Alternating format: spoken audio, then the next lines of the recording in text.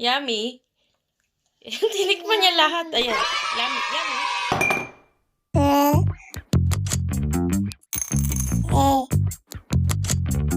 So what's up, moms and friends? Welcome back to our channel.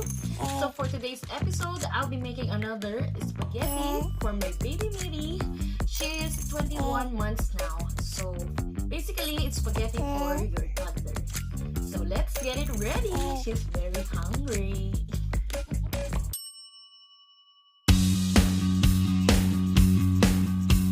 Our first step is to cook your pasta in a boiling hot water with a little bit of salt and oil.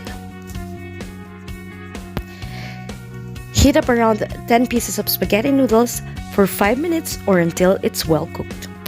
And cut the sticks into 3 so it's easier for your child to chew. Meanwhile, heat up 1 tablespoon of oil in a pan.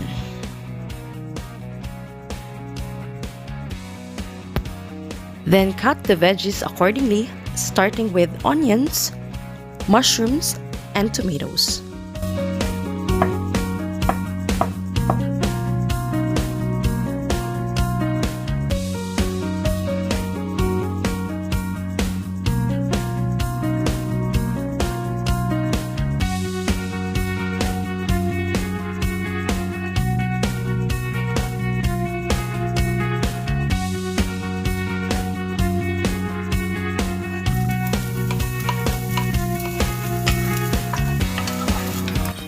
Sauté the veggies in order like in this video.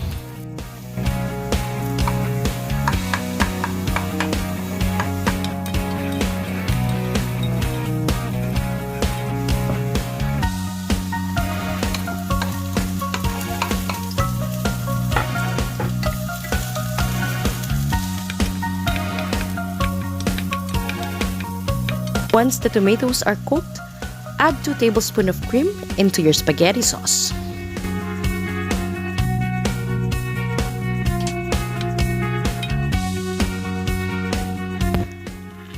Add a little bit of salt and pepper to taste.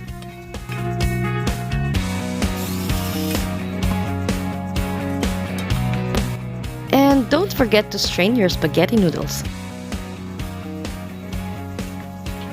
Add it to the spaghetti sauce and mix it a little bit.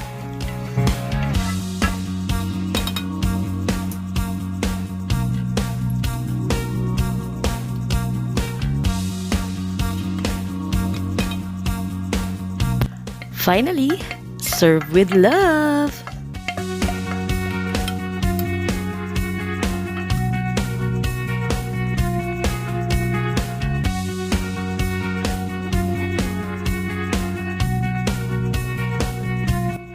So now, Babeshie's enjoying her creamy mushroom spaghetti, quick and easy. So if you love videos like this, and if you haven't subscribed to my channel, please hit the red button and the notification bell so you'll be updated. Thank you so much for watching, and bismillah naman. Cheers! Cheers!